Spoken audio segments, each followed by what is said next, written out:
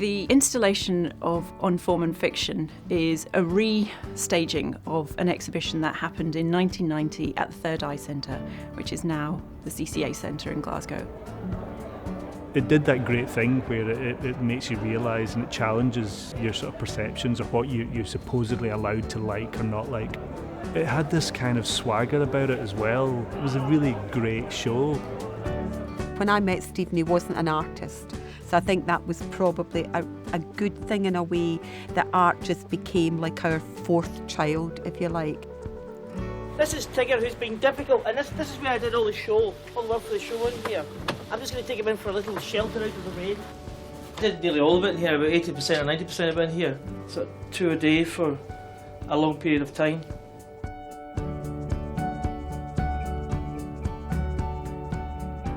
Stephen Campbell has been described as being a talisman for the Scottish art scene.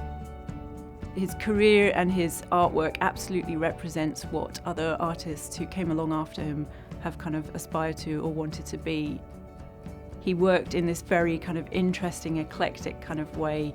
He was very much interested in collaged images and really questioning what is an image and why is it important and how do we use it. And by playing with those different characters and the imagery within the paintings, he was kind of in that process as an artist, really questioning what representation actually means.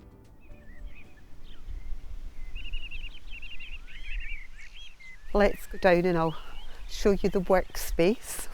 Which I think you said he'd had since 1990? Since 1995, since we moved here.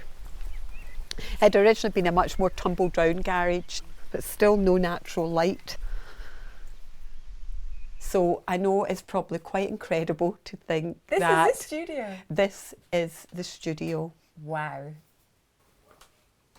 With no windows? No windows. So and I don't know, intense. he never ever had a window. And I don't know, I think that's part of the thing why the paintings just kind of zing when you bring them out into the light. They just absolutely come alive with the colour.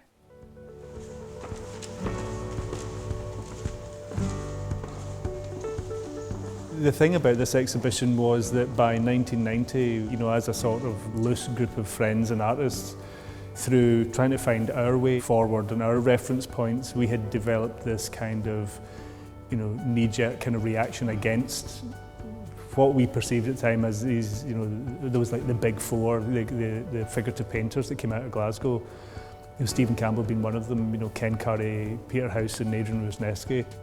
So when this exhibition came along, I wasn't supposed to like this stuff. They were the kind of, not the enemy, but it was the thing we had to kick against, I had a show in Phoenix and I did the whole show based on that, based on Ruskin's drawings.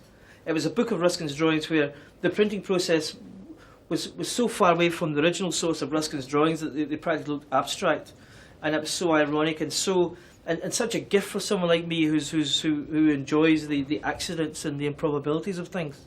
The large paintings are developed out of an individual drawing. Normally, in fact, you'll find the original drawing beside the larger painting, and to some extent differences emerge between them.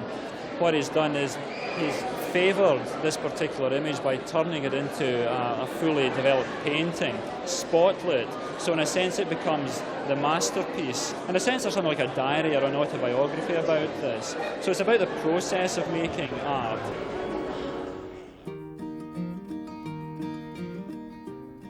The exhibition was different, really, from other exhibitions that were happening at the time because it took that element of painting and then kind of made it into something bigger, an installation. And Stephen Campbell, in fact, had been very interested in installations and performance art at the beginning of his career and also as a student at the art school. And in some ways, On Form and Fiction was a kind of return to those kind of early interests of installation art and making that kind of immersive space in which the visitor can kind of go and become part of the artist's world. I remember that we were told at the time that it was the most people they'd had through the doors of the Third Eye Centre at that time for any exhibition, and it was something incredible, like 30,000 people. And bearing in mind, this wasn't a show that was up for like 5 months. I think it was up for like 3 weeks or something, and yet they had this huge turnover of people. I remember just being kind of impressed, you know. That was the first thing, when it wasn't even, you know, it wasn't like an intellectual judgment, it wasn't, it was just like, wow, this is really kind of amazing, you know. But it's brilliant when that happens, that it's stuff that you sort of feel you shouldn't like, or you shouldn't be interested in, that you're kind of against. But it just doesn't allow that simple reading. You know, it's just better than that, simple as that. He was being told by everybody round about him, this is amazing.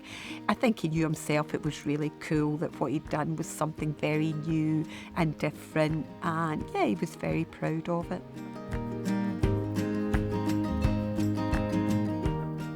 It's great to have this exhibition on form and fiction reinstalled as part of Generations. This work has actually been in storage for most of the last 25 years, so it's incredibly fresh and kind of looking almost exactly as it did back in 1990. It's really important to kind of reconsider Stephen Campbell's legacy, consider the impact that he made at the time.